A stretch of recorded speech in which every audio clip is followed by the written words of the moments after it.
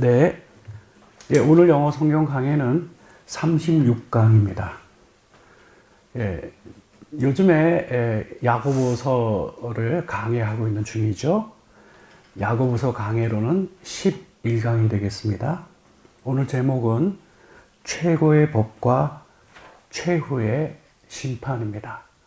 지난 35강의 후반부에서 아주 중요한 부분으로 우리가 좀 진입해 가고 있는데 충분한 시간이 남아있지 않는 관계로 이 다음 시간에 우리가 함께 살펴볼 내용이 있다라고 하는 것을 말씀드린 바 있죠. 오늘 그 내용을 나누겠습니다.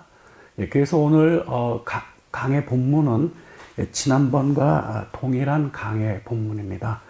야고보서 2장 1절에서 9절이 되겠습니다. 오늘 이 제목과 이 본문 하에 새 언약의 내용에 대해서 그리고 여호사밧의 개혁과 야고보가 우리에게 당부하고 있는 이 교훈과의 관련성을 우리 함께 생각해 보고 최종적으로 우리가 확인하려고 하는 것은 예수님께서 우리에게 말씀하여 주신 이 최후의 심판과 이 최고의 법이 어떤 관련성을 갖고 있는지를 우리가 함께 살펴보려고 합니다. 먼저 오늘 본문을 보겠습니다. 오늘 전반부에서는 지난 35강에 대한 요약해서 설명드리는 것을 먼저 좀 진행을 하겠습니다. 야고보서 2장 1절입니다. 내 형제들아, 영광의 주 우리 주 예수 그리스도에 대한 믿음을 가졌으니 사람을 차별하여 대하지 말라.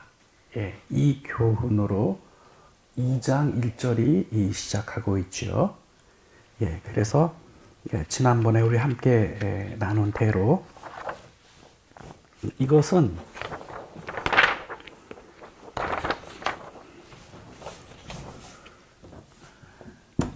show no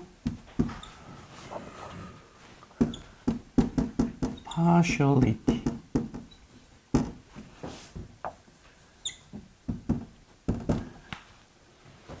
그래서 이 partiality가 제가 지난번에 여러 가지 뜻이 있는데 저는 이 네 번째 의미를 사용하겠습니다라고 안내해 드린 적이 있죠.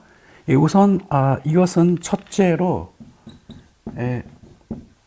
이 partiality는 편파라고 하는 미닝이 있고요. 두 번째는 불공정. 그리고 세 번째는 편애. 그리고 저는 이거를 치우침으로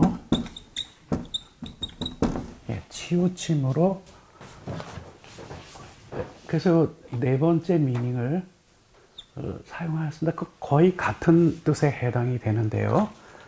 일단 한 가지 확인하는 것은 여호사밧의 개혁의 핵심적 내용과 그리고 야고보 사도의 이 중요한 권고, 다시 말하면 사람을 차별하여 대하지 말라라고 하는 이 교훈은 그렇게 하면 그건 편파적인 거고 불공정한 것이고 편애하는 것이고 그게 치우치는 것이다 라고 하는 내용이 되는 것이죠. 하나님은 이와 같은 거를 not tolerate, 용납하지 아니하신다고 하였습니다. 왜 그럴까요? 그게 하나님의 성품인 거예요. 그래서 지난번에 이 partiality, show no partiality, 어떠한 치우침도 나타내 보이지 말라라고 하는 것이 이 야고보 사도의 중요한 교훈입니다. 이따 후반부에 살펴보겠지만 이것을 언급하는 데에는 야고보서의 그 중요한 전제 속에 이따 소개하게 되는, 다시 말씀드리면 이것은 결국 야고보는 최고의 법을 지금 논하고 있는 것인데, 무엇을 최종적으로 바라보면서 지금 이 문제를 다루냐 하면 최후의 심판을 염두에 두고 이거를 언급하고 있다라고 하는 사실을 우리가 이따 확인할 수 있습니다. 우리가 지난번에 제4대 왕이었던 여호사밧의 개혁에도 이 partiality, 이 치우침이라고 하는 것이 중요한 키워드가 된다라고 하는 것을 말씀드렸습니다. 여호사밧의 개혁은 사법적 개혁인데, 여호사밧의 이름에 그 힌트가 있다고 말씀을 드렸죠. 여호사밧, 즉 여호와께서 판단하신다, 여호와께서 재판하신다라고 하는 그 내용입니다. 그래서 그는 각 도성을 돌아보며 그 신명기에, 즉 마스터 플랜, 그 기본 계획에 하나님께서 밝혀주신 그 명령대로 그는 유다의 중요한 성읍을 돌면서 거기에 재판관을 세우고 그들에게 요구하기를, 너희는 여호와를 두려워하는 마음으로 너희가 어떻게 행해야 할지를 유의해야 한다라고 하는 것을 말하였습니다. 그 내용들이 우리가 지난 시간에 함께 살펴본 그 내용 속에 함께 들어 있습니다. 그래서 그 여호사밧의 개혁의 그 마스터 플랜은 신명기 16장 18절과 20절에 들어 있었는데요. 그 중에 중요한 구절 19절, 이 한 절만 다시 우리가 살펴보고 가겠습니다. 너는 재판을 굳게 하지 말며 사람을 외모로 보지 말며 또 뇌물을 받지 말라. 뇌물은 지혜자의 눈을 어둡게 하고 의인의 말을 굳게 하느니라. 이렇게 기록되어져 있죠. 한마디로 You shall not pervert justice. 너희는 공의를 굳게 하지 말라라고 하는 것이죠. 공의를 굳게 하는 구체적인 예를 하나 말하면, 너희는 You shall not show partiality. 너희는 치우침을 나타내 보여서는 안 된다. 왜죠? 그것이 바로 공의를 굳게 한 것이기 때문에. 어떤 경우에 그런 일이 생기나요? You shall not accept a bribe. 뇌물을 받아서는 안 된다라고 하는 이 내용이 이어지죠. 왜 그렇습니까? 이 뇌물을 받게 되면 지혜자의 눈을 어둡게 하고 의인의 말을 굳게 하기 때문인데, 하나님께서는 이것을 결코 용납하지 아니하신다 라고 하는 그것이 여호사밧의 개혁의 중요한 내용이었습니다. 다시 오늘 야고보서 본문으로 돌아갑니다. 2장 5절로 가겠습니다. 야고보서 2장 5절을 가면, 내 사랑하는 형제들아 들을지어다. 하나님이 세상에서 가난한 자를 택하사 믿음에 부요하게 하시고 또 자기를 사랑하는 자들에게 약속하신 나라를 상속으로 받게 하지 아니하였느냐. 이렇게 기록되어져 있습니다. 야고보는 아까 우리가 살펴본 것처럼 사람을 차별하여 대하지 말라라고 하는 이 내용을 언급한 후에 2절과 4절에 보면, 만일 구체적인 예를 들어서면, 만일 너희 회당에 금가락지를 끼고 아름다운 옷을 입은 사람들이 들어오고 또 남루한 옷을 입은 가난한 사람들이 들어올 때 너희가 아름다운 옷을 입은 자를 눈여겨 보고 말하되 여기 좋은 자리에 앉으소서 하고, 또 가난한 자에게 말하되 너는 거기 서 있든지 내 발등상 아래 앉으라 하면 너희가 차별하여 악한 생각으로 판단하는 자가 되는 것이 아니냐, 이렇게 된 것이죠. 예, 그러니까 경제적인 그러한 처지를 근거로 해서 가난한 이들과 부유한 이들을 이렇게 차별하여 대하는 이 점을 야고보는 여기서 말하고 있는 것이죠. 그 문제에 대하여 야고보는 당장에 중요한 질문을 우리에게 던집니다. 그 중요한 질문은 하나님께서 구약 시대에 이미 새 언약을 우리에게 해 주실 때 그 새 언약의 그 축복에 참여하게 되는 자들이 누구인지에 대하여 분명히 밝혀 놓으신 바가 있다. 그 점을 지적합니다. 내 형제들아 들을지어다. 하나님이 세상에서 가난한 자를 택하사, 이렇게 되어 있죠. 하나님은 그런, 너희가 저 뒤에 서 있거든 아니면은 여기 바닥에 앉으라라고 말한 바로 그와 같은 이들을 하나님은 택하신다. 그리고 믿음에 부욕해 하시고, 그리고는 결국은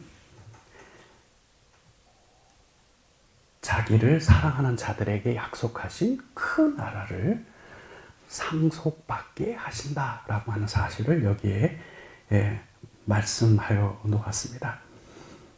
이것과 관련해서 잠깐 이 프로세스를 우리가 잠깐 주목할 필요가 있습니다. 이 본문에 나타나고 있는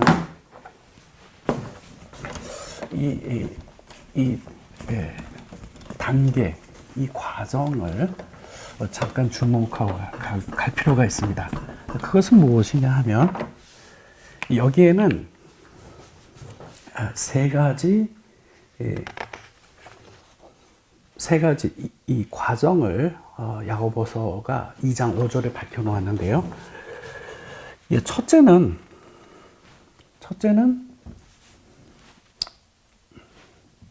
choice.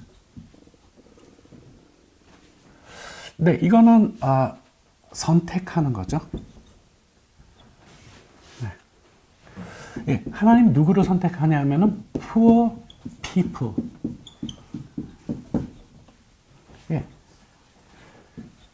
가난한 자들을 첫째 선택하시죠. 네. 두 번째는 be rich in faith. 믿음에 어떻게 하시죠? 믿음에 부하게 하시죠? 네. 믿음에 부요하게 하셔요. 우리는 이 세상도 갖고 하나님이 주신 축복도 다 가지려고 해요. 그거는 엄청난 넌센스입니다. 여러분, 이 세상을 버리는 만큼 얻게 된다라고 하는 사실을 기억하시기 바랍니다. 그 마음속에 이미 이 세상으로 가득 차 있는 이는 하나님의 은혜가 들어갈 공간이 없는 것입니다. 그걸 버리고 내려놓아야 됩니다. 하나님은, 하나님의 본 섭리는 이 세상에서 가난한 이들을 선택하셔서 뭐에 부유하게 하시냐면은 믿음에 부유케 하셔서, 맨 마지막 단계가 뭐죠? 맨 마지막 단계는 possess.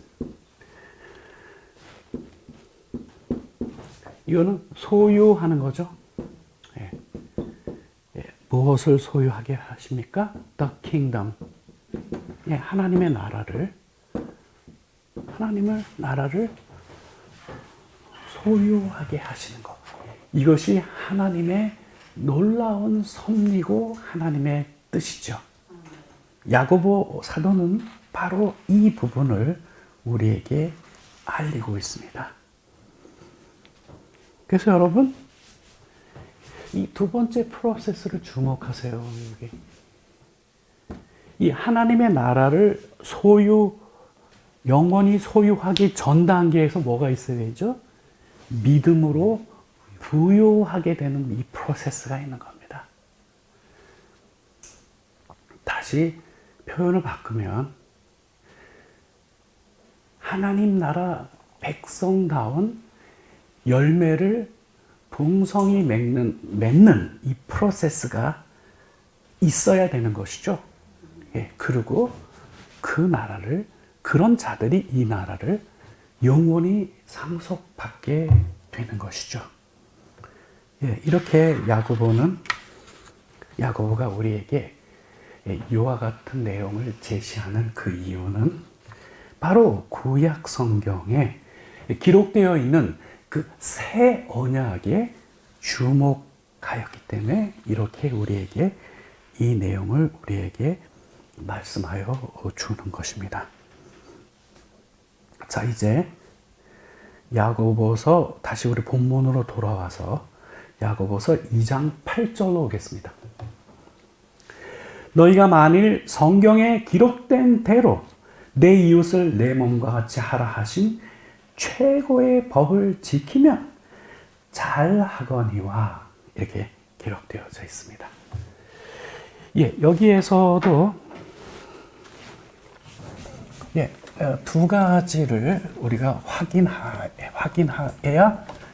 그 다음 중요한 국면으로 우리가 진입할 수가 있고, 그리고 거기서 중요한 교훈을 우리가 포착할 수 있게 되는데, 그 첫째는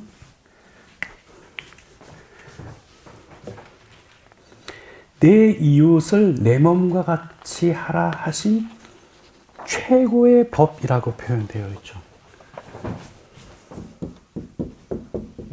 최고의 법이라고 표현되어 있는데,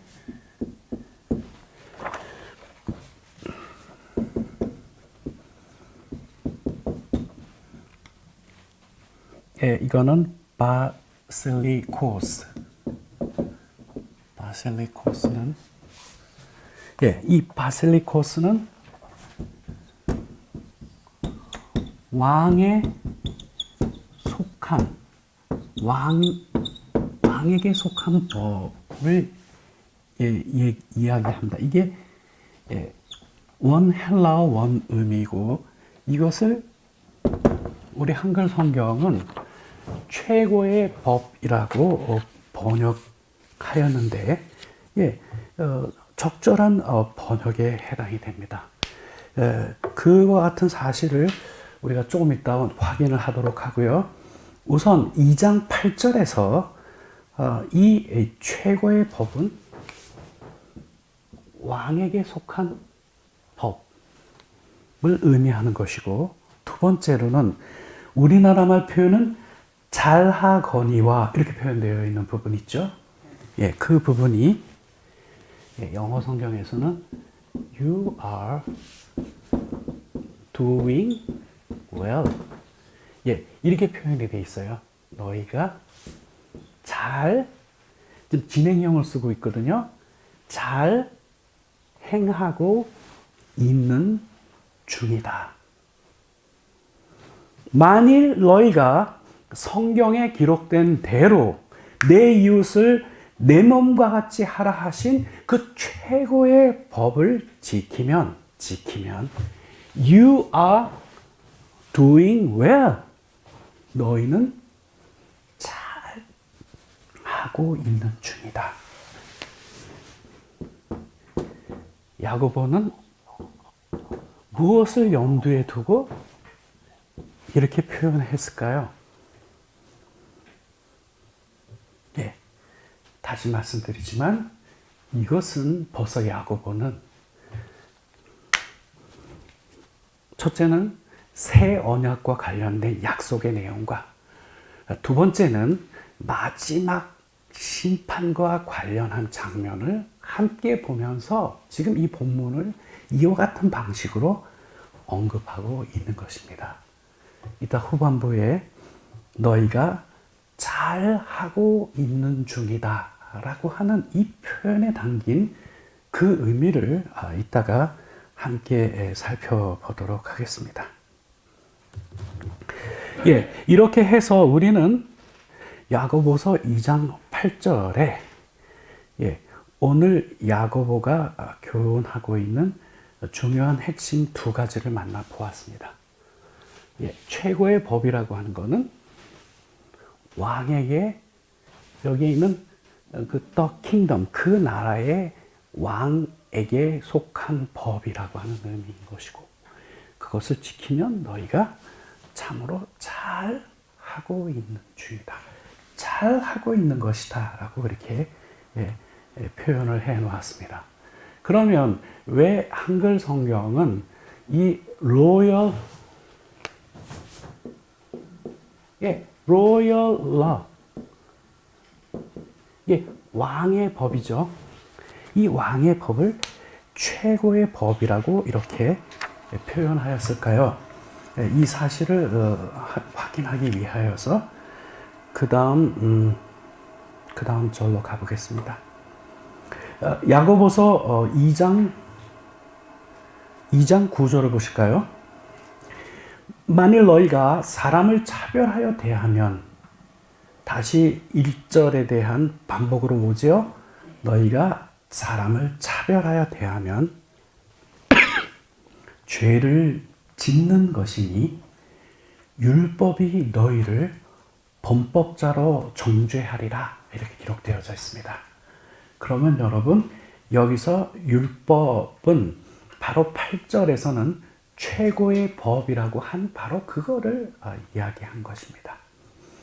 지금 야고보가 율법이라고 지칭하고 있는 것, 그리고 8절에서 최고의 법이라고 언급하고 있는 것은 무엇을 그 염두에 두고 그렇게 말하였을까요? 결론은 이렇습니다. 이 킹덤의, 이 영원한 나라의 왕 되신 예수님께서 온 율법과 선지자의 글을 딱 두 마디로 요약 정리를 해주신 바가 있습니다. 거기에 보면은 우리가 그 내용을 확인할 수 있어요.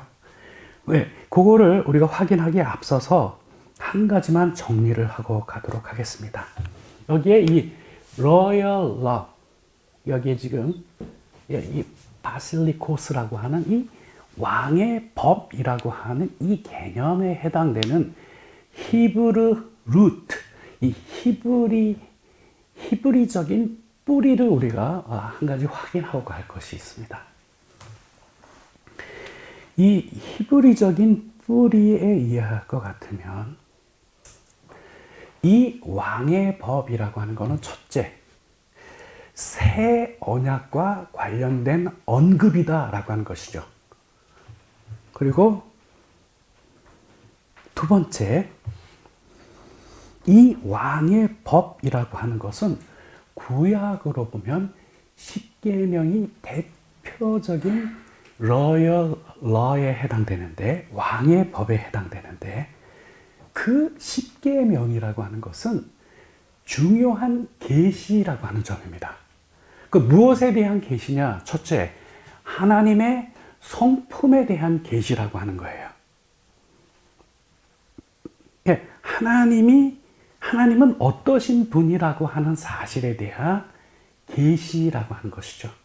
그럼 하나님은 자신의 성품을 우리에게 십계명이라고 하는 이 법을 통하여 우리에게 나타내 보이시는 그 목적이 어디 있는가 하였을 때, 즉 다시 말씀드려서 하나님의 속성을 우리에게 계시하여 주신 중요한 이유는 하나님께서 자신의 백성들과 함께 조화롭게 살기 위해서는 반드시 필요한 것이기 때문에 계시하여 주신 거라고 하는 거죠. 마찬가지입니다. 왕께서 이제 장차 오셔서 영원한 나라를 다스릴 때에는 그 나라에 속한 법이 있는 것이죠. 근데 그 법의 근본적인 출발점이 어디냐? 그것은 그 왕의 성품, 그 왕의 속성으로부터 나온 것이라고 하는 것이죠. 그러므로 이것은 하나님께 속한 백성들에게 지극히 당연히 요구하는 내용인 것이에요. 왜 그렇습니까? 하나님께서 우리들과 함께 조화롭게 살기 위한 방식이기 때문에 그렇습니다. 이런 의미에서 예수님은 우리에게 이 로열 라, 이 왕의 법, 이 최고의 법을 우리에게 요약하여 주신 사건이 있습니다. 이것은 마태복음 22장 38절에서 40절 속에 그 내용이 있는데 이거를 확인하고 가도록 하겠습니다. 이 내용을 보면 한 율법사가 예수님께 질문을 드립니다. 선생이여, 무엇이 율법에서 Which is the great commandment in the law? 율법에서 어느 것이 가장 큰 계명이니까? 라고 예수님께 묻습니다. 그랬을 때 거기에 대하여 예수님은 두 가지 대답을 하십니다. 첫째는 너는 너희의 온 마음과 목숨과 뜻을 다하여 주 너의 하나님을 사랑하라. 이것이 가장 크고 첫째 되는 계명이요. 둘째는 이것이니 너는 내 이웃을 내 몸과 같이 사랑하라. 그리고 모든 율법과 선지자가 다 이 두 개의 계명에 달려 있느니라.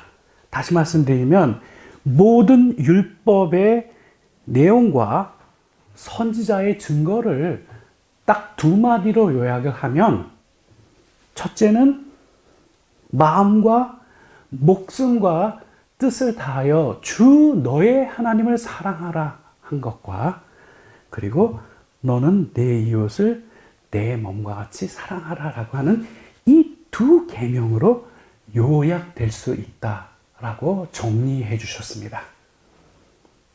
따라서 이것이 왕의 로열 러, 바실리코스, 왕의 법이요. 그리고 이 왕께서 우리에게 구약 전체를 요약하여 주신 내용에 해당되는 것이죠. 그래서 또 다르게 표현하면 예수님께서는 그 구약의 10계명을 이 두 가지 원리로 요약함으로써 우리에게 자신의 법을, 그 왕의 법을 우리에게 주신 것입니다. 그래서 여러분 야고보서 2장 7절에서 사도 야고보가 말한 대로 만일 너희가 내 이웃을 내 몸과 같이 사랑하라 한 그 최고의 법을 너희가 성취하면 You are doing well. 너희는 잘하고 있는 것이다. 이렇게 정리를 할 수가 있습니다. 그럼 여러분 아까 던져놨던 질문을 다시 확인해 봅시다. 여기에서 야고보 사도는 왜 너희가 지금 잘하고 있는 것이다 라고 이렇게 언급하였을까요? 그리고 그 다음 9절에 보면 만일 너희가 사람을 차별하여 대하면 죄를 짓는 것이니 율법이 너희를 범법자로 정죄하리라. 이렇게 구절로 이어져 있죠. 여러분, 우리는 여기에서 이 두 본문에서 각각 두 가지의 질문을 우리가 할 필요가 있습니다. 8절에 들어있는 중요한 질문은 야고보는 왜 잘하고 있는 중이다라고 이렇게 말하였을까요? 두 번째, 9절에서는 그 왕의 법을, 다시 말씀드리면 율법이 너희를 범법자로 정죄하리라 라고 이렇게 이야기하였는데, 그것은 그 왕의 법을 어긴 자로 취급될 것이다 라고 하는 경고이고요.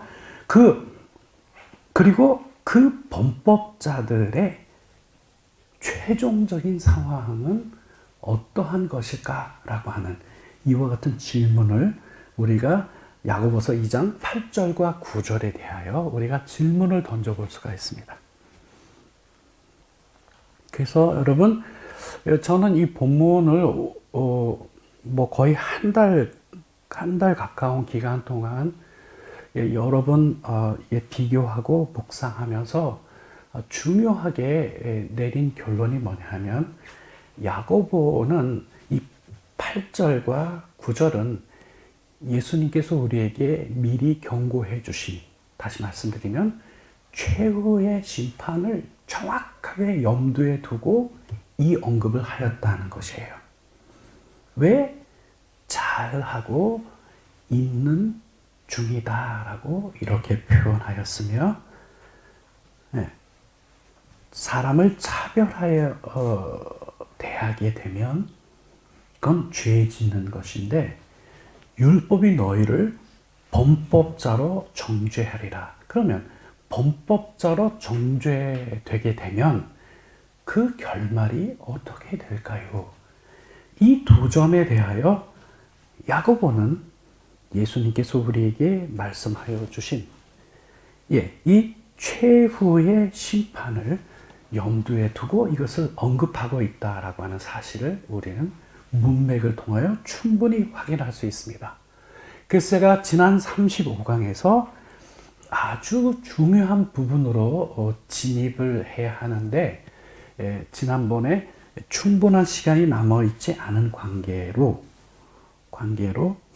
요 다음 강해에서 그 내용을 다루겠습니다 라고 말씀드린 내용이 바로 이 점입니다. 여러분, 여기에서 이제 최종적으로 확인을 하고 가야 될 부분이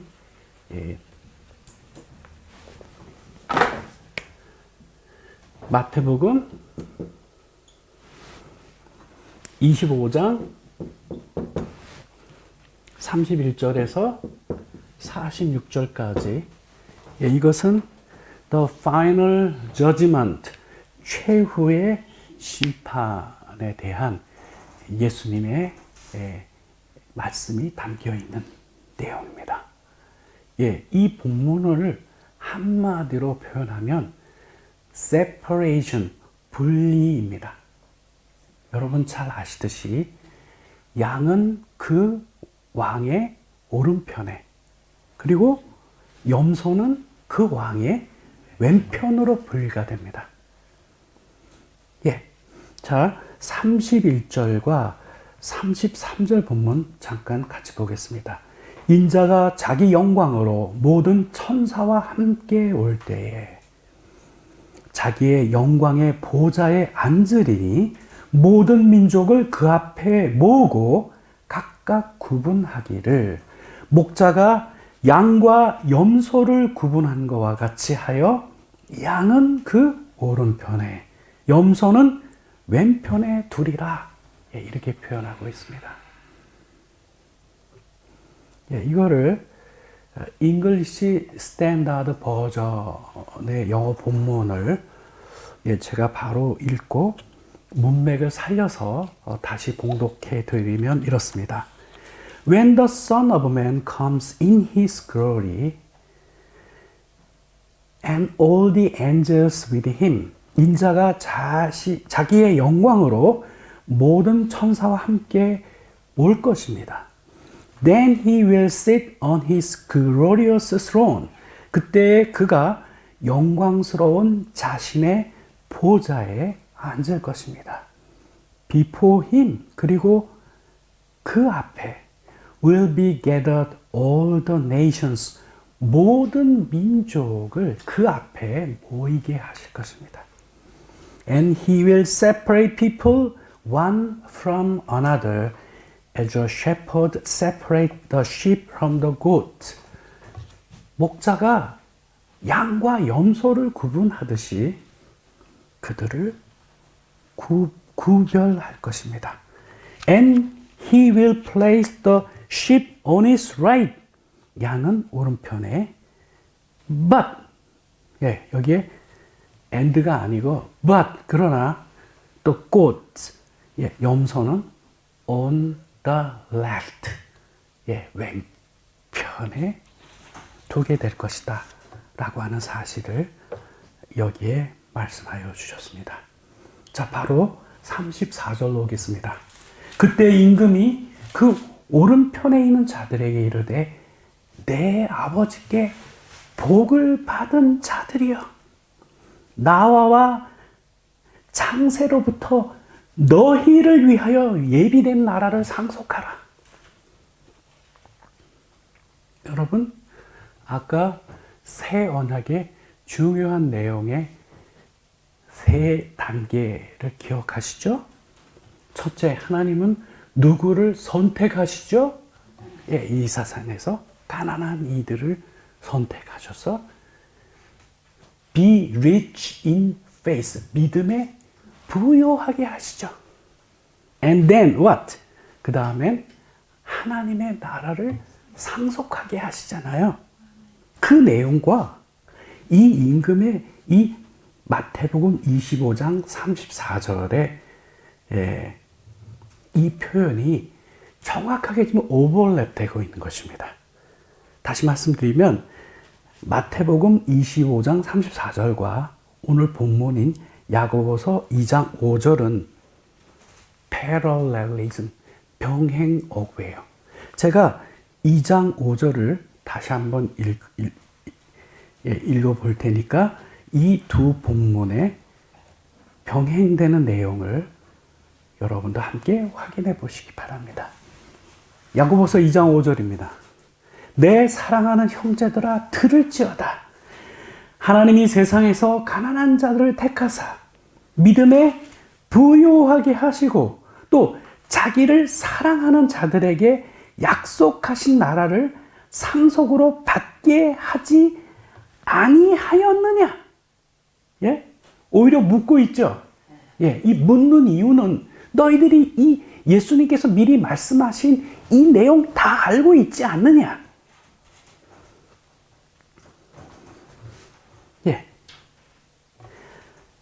마태복음 25장 34절에 이 내용은 내 아버지께 복을 받은 자들이여 나와 창세로부터 너희를 위하여 예비된 나라를 상속하라 이고요.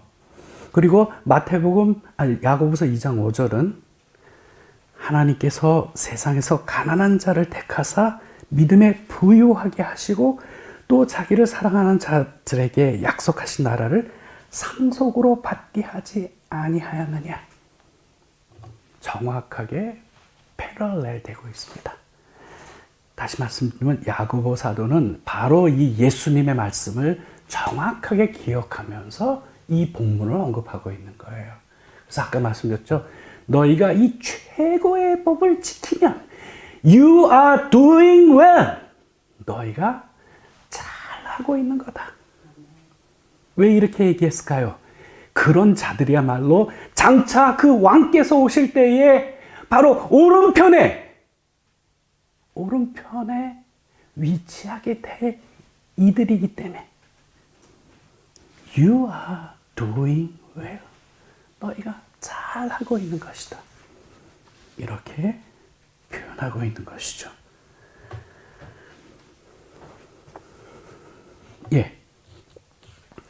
그래서 여러분 야고보 사도의 이 야고보서를 강해해 나가다 보면은 항상 그 배경에 두 가지 맥락이 함께 거기에 배경으로 전제로 작용하고 있는데, 하나는 새 언약에 대한 이 야고보 사도의 이해가 항상 전제로 깔려 있어요. 또 한 가지는 예수님께서 직접 말씀하여 주신 중요한 내용들이 그 배경에 함께 작용을 합니다.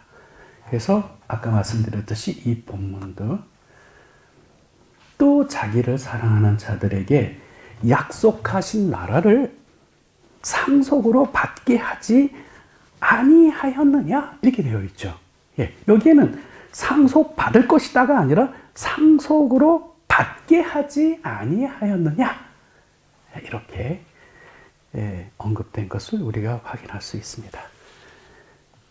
여러분, 그 다음 계속 이어지는 본문 보겠습니다. 마태복음 25장 35절, 36절입니다. 내가 줄일 때에 너희가 먹을 것을 주었고, 목마를 때에 마시게 하였고, 나그네 되었을 때 영접하였고, 헐벗었을 때에 옷을 입혔고, 병들었을 때에 돌아보았고, 옥에 갇혔을 때에 와서 보았느니라. 여러분, 무슨 내용입니까? 예? 이거를 이 본문을 그리스도인들이 받아들이는데 상당한 어려움이 있어요. 왜? 믿음으로 구원받는다고 하였는데 왜 예수님은 양과 염소를 구분하는 기준이 왜 이게 행 안에 있느냐라고 하는 거예요. 예. 예. 왜 그렇습니까? 예. 이 심판의 중요한 기준은 회개에 합당한 열매가 될 것이기 때문에 그런 거예요. 예? 예. 아까 나와 있는 본문으로 표현할까요? 자, 이 세상에서 가난한 이들을 선택하셔서 어떻게 하시죠? 믿음에 부요케 하는 거예요. 이 부요한다라고 하는 것은 단순히 칭의에만 머무르는 게 아니죠. 성화로 나아가고, 그리고 풍성한 열매를 맺는 것을 말하죠. 그 후에 하나님 나라를 소유하게 된다라고 하는 프로세스가 그 다음으로 등장을 하는 것을 우리가 보게 됩니다. 예, 바로 그 35절과 36절을 영어 본문으로 다시 한번 반복하면 이렇습니다. For I was hungry and you gave me food. 이는 왜 그러냐면, 예, 이 오른편에 있는 양들, 오른편에 양으로 분리된 이들에게 하는 말씀이죠. 너희가 왜 이렇게 오른편에 분리되었냐 하면, 내가 배고팠을 때에 너희가 나에게 음식을 주었기 때문이고, I was thirsty and you give me drink. 내가 목마를 때에 너희가 나에게 마실 것을 주었기 때문이요. I was a stranger and you welcomed me. 내가 나그네 되었을 때에 너희가 나를 영접하였기 때문이고, I was naked, you clothed me. 내가 헐벗었을 때에 너희가 나에게 옷을 입혀 주었기 때문이요. I was sick and you visited me. 내가 아플 때에 너희가 나를 돌보아 주었기 때문이요. I was in prison, you came to me. 내가 옥에 갇혔을 때에 너희가 나를 방문해 주었기 때문이다. 이 말을 들은 오른편에 있는 의인들은 당황합니다. 37절, 39절 보시죠. 이에 의인이 대답하여 이르되 주여, 우리가 어느 때에 주께서 줄이신 것을 보고 음식을 대접하였으며 목마르신 것을 보고 마시게 하였나이까? 어느 때에 나그네 되신 것을 보고 영접하였으며 헐벗은 것을 보고 옷을 입혔나이까? 어느 때에 병드신 것이나 옥에 갇히신 것을 보고 가서 배웠나이까? 하리라. 그러니까 이 양들도 장차 오른편의 양으로 분리되어서 그와 같은 자리에 설 것을 이미 확신하고 이러고 있는 양들이 아니에요. 네. 말씀에 순종하는 삶을 살았을 뿐이에요. 그런데 이 본문을 보면 그랬을 때 중요한 거는 그 다음에 이어지는 이 임금의 대답입니다. 임금이 대답하여 이르시되 내가 진실로 너에게 이르노니 너희가 여기 내 형제 중에 지극히 작은 자 하나에게 한 것이 곧 내게 한 것이니라 하시고 이렇게 되어 있습니다. 여러분 여기에서 우리는 아주 중요한 어구 하나를 확인하고 갈 필요가 있습니다.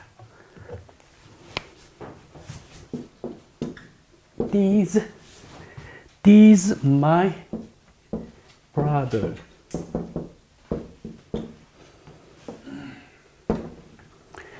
사실 이 땅에 살았던 양들은 어느 누구도 예수님을 직접 대접한 적은 없을 거예요. 그렇죠? 근데 예수님은 그 양들에게 내가 배고플 때, 내가 헐벗었을 때, 내가 아플 때, 내가 옥에 있을 때 너희가 그렇지 않았냐 하신 거예요.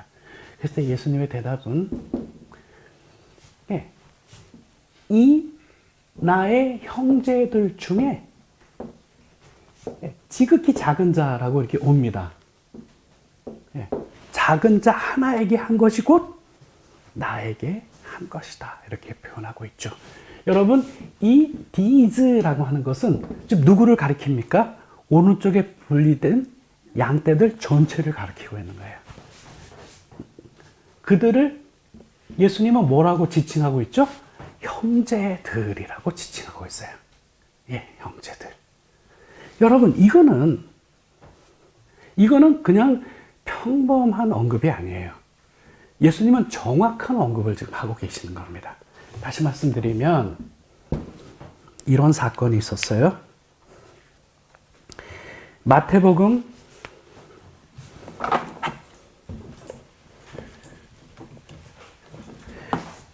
'이건 뭐냐면 누가 예수님의 형제냐 이거죠. 예, 마태복음 12장 49절과 50절로 가보겠습니다. 예, 일단 거기 보면 예수님은 손을 내밀어 제자들을 가르쳐 이르되 나의 어머니와 나의 동생들을 보라. 누구든지 하늘에 계신 내 아버지의 뜻대로 하는 자가 누구예요? 내 형제요, 자매요, 어머니이니라 하시더라. 여기에 예수님이 이 브라더라고 지칭한 이유가 뭐죠? 아버지의 뜻대로 행한 자들이기 때문에. 오케이? 예. 이 오른편에 있는 이 나의 형제들 중에 뭐 큰 사람은 물론이거니와 지극히 작은 자 하나에게 한 것이 곧 나에게 행한 것이다. 이 브라더 속에 이 양들의 아이덴티티가 드러납니다. 누굽니까? 하나님의 말씀대로 순종한 삶을 산 자들이에요.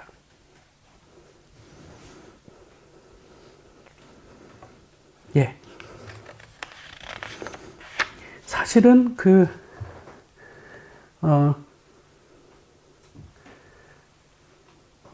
그래서 여러분 오른쪽으로 분리된 양들을 예수님이 다시 지칭하는 표현이 뭐냐 하면은 의인들이라고 하는 표현을 씁니다. The righteousness people. 그 이 의인들은 방금 전에 봉독한 이 내용을 보면 하늘에 계신 나의 아버지의 뜻대로 행한 이들이죠. 이 내용을 다시 보면 마태복음 22장 37절과 38절에 에도 담겨 있지만, 예, 이 크고 첫째 되는 계명이 뭐였죠? 마음과 목숨과 뜻을 다하여 하나님을 사랑한 자들이에요, 이들이. 또한 둘째로 뭐죠? 내 이웃을 내 몸과 같이 사랑한 이들이죠. 그래서 야고보는 너희가 이 최고의 법을 지키면, 이 최고의 법을 성취하면 You are doing well. 너희가 잘 하고 있는 것이다. 왜 그렇습니까? 장차 오른편에 양들의 그 위치에 서게 된 그들이 누굽니까? 영원한 나라를 상속받는 그 복된 자리에 서게 되기 때문인 것이죠. 예. 자, 다시 오늘 야고보서 2장 8절 본문으로 돌아오겠습니다. 방금 전에 말씀드린 대로 야고보는 이미 예수님의 이 final judgment, 이 최후의 심판에서 그러니까 오른편의 양과 왼편의 염소로 이렇게 분리할 것이다 라고 하는 이 예수님의 말씀을 정확하게 염두에 두고 있는 겁니다. 그래서 다시 강조하여 표현하면 이렇습니다. 너희가 만일 성경에 기록된 대로 내 이웃을 내 몸과 같이 하라 하신 이 최고의 법을 지키면 잘하거니와 잘하고 있는 중이다. 왜 그렇죠? 장차 인자가 오시면 바로 이런 이들이 양으로 분리되어 오른편에 서게 될 것이기 때문이죠. 그 후 그들에게는 창세 이후로 예비된 그 영원한 나라를 상속받게 되기 때문입니다. 여러분, 여호사밧의 개혁도 마찬가지입니다. 여호사밧의 개혁이 아주 오래전에 이스라엘의 역사 속에 있고 끝난 사건이 아닙니다. 여호사밧의 개혁은 오늘날 우리의 삶에도 이루어져야 됩니다. 다시 말씀드리면 이 오른편에 있는 양들은 자신의 삶 속에 여호사밧의 개혁을 한 이들이고, 왼편의 염소들은 이 여호사밧의 개혁에 순종하지 않은 이들인 거예요. 따라서 이 개혁은 하면은 좋고 안 해도 상관없는 것이 아니라 반드시 해야 하고 반드시 열매 맺어야 되는 문제입니다. 만일 여러분이 장차 그 왕께서 오셔서 오른편에 분리된 양들의 무리에 속하고 싶다면 이건 결코 선택의 문제가 아니라고 하는 사실을 알아야 됩니다. 단순히 징의로만 끝나면 염소의 자리에 서게 될 겁니다. 합당한 열매를 맺지 못하면 오른편에 양의 무리에 속할 수가 없는 것이죠. 오케이? 이거는 너무나 중요한 문제가 아닐 수가 없습니다. 그래서 여러분, 이제 정리를 하겠습니다. 우리는 흔히 로마서 같은 내용을 가만히 들여다보면 무슨 믿음이 행위로 나? 우리가 구원받는 거는 믿음으로 되는 거지 무슨 행위를 그렇게 강조해, 무슨 율법주의야, 이렇게 이해를 하기 쉽습니다. 로마서, 특히 로마서의 내용을 제대로 이해한 사람은 결코 그렇게 이야기하지 않습니다. 제가 마지막 결론으로 한 가지 중요한 사실을 로마서의 본문을 통하여 프루브하고 이 내용을 정리하겠습니다. 로마서 1장 5절로 가겠습니다.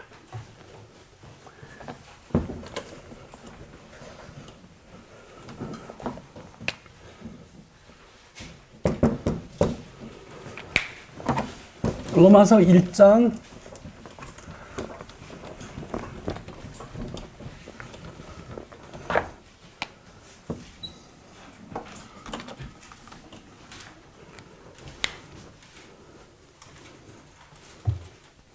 1 이 본문을 일단 봉독하겠습니다.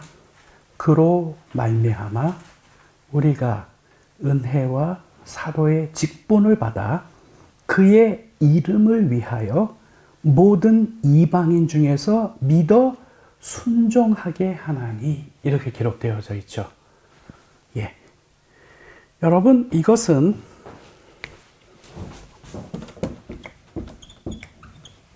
through him, 여기서 그분을 통하여, 이 그분은 예수님을 말하는 거예요. through him, 그로 말미암아, 그분을 통하여 하나님께서 나에게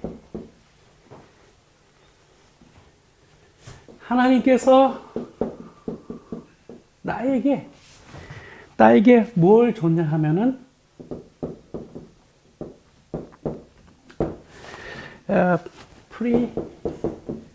privilege, 이 특권을 주셨다. 이 특권.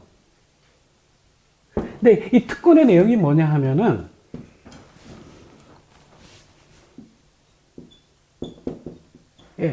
이 being은 become이나 마찬가지예요. 되는 특권. 뭐가 되느냐? apostle,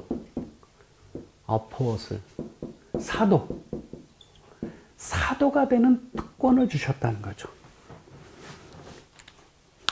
제가 지난 겨울에 로마서 강해를 번역을 하였습니다. 많은 내용들이 있었지만 이 본문은 지금도 가슴에서 떠나지 않는 본문의 내용이에요. 여러분, 로마서라고 하는 것이 우리에게 본질적으로 뭘 얘기하고 있는가라고 하는 것은 어디에 표현되어 있냐면은 바울이 자신이 사도로 부름을 받았는데 사도로 부름받은 그 목적을 표시해 놓는 내용 속에 정확하게 들어 있습니다. 어떻게 들어 있느냐? 근데 이거는 for the sake of Christ. for the sake of라고 하는 거는 위하여, 그리스도를 위하여 사도가 되는 특권을 하나님이 나에게 주셨다. 그런데 이 특권, 사도가 되는 특권을, 나를 사도로 부르신 하나님의 중요한 목적이 어디 있느냐? 그 뒷부분에 이 목적을 표시해 놓은 부분이 나옵니다. 바로 그 부분이 로마서의 시작이고 결론입니다.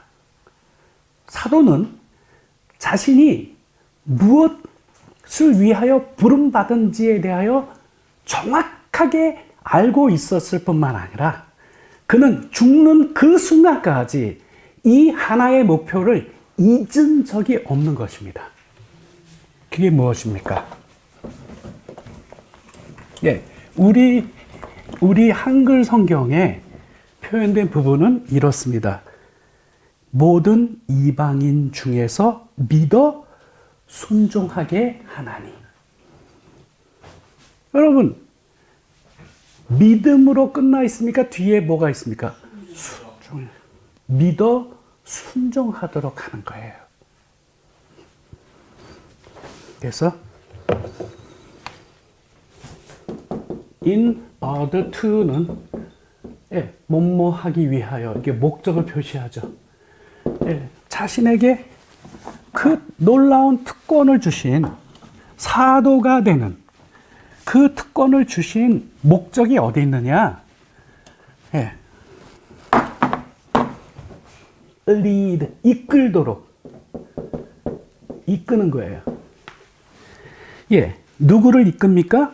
모든 이방인, 모든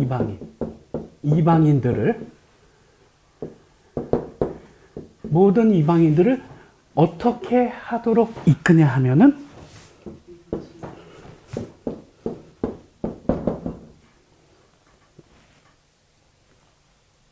believe and 뭐예요? obey. 믿어 뭐 하는 거죠? 순종하도록 하기 위하여.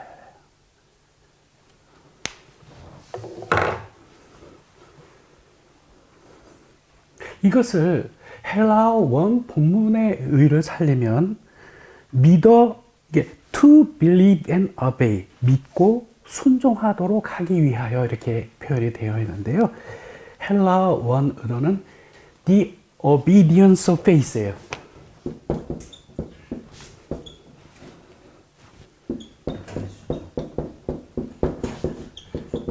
여러분, faith가 주인공입니까? obedience가 주인공입니까? 예, of faith는 수식어일 뿐이에요. 뭐죠? 순종, obedience. 칭의입니까? 성화입니까? 예, 물론 칭의 없는 성화는 그거는 불가능한 것이고, 오케이? believe and 뭐죠? obey, 믿고 순종하도록. 모든 이방 사람들을 믿고 어떻게 하도록요? 순종하도록. 이게 바울이 사도로 부름받은 목적인 것이죠. 오케이? 예, 야고보 사도도 마찬가지잖아요. 너희가 내 이웃을 내 몸과 같이 사랑하라 하신 그 최고의 법을 지키면 잘하거니와 너희가 잘하고 있거니와 뭐죠? 순종하는 삶을 살고 있는 거죠. 예. 장차 그러한 자들이 어느 편에 섭니까? 오른편의 양에게 속하게 되는 겁니다. 그러나 그날에는 너무나도 많은 이들이 염소의 편에 서 있을 겁니다. 여러분, 여호사밧의 개혁은 야고보의 개혁이며 예수님이 최후의 심판의 장면을 통하여 우리에게 경고해 주신 중요한 문제입니다. 따라서 장차 오른편에 서기 원하신다면 칭의뿐만 아니라 성화로 나아가서 하나님 나라 백성다운 열매를 맺는 믿음에 부요해지는 그런 자리에 우리는 반드시 그런 자리에 서도록 우리가 make every effort, 모든 노력을 다 기울여야 하겠습니다. 이 은혜가 이 내용을 듣는 여러분 모두에게 함께 하시기를 바랍니다.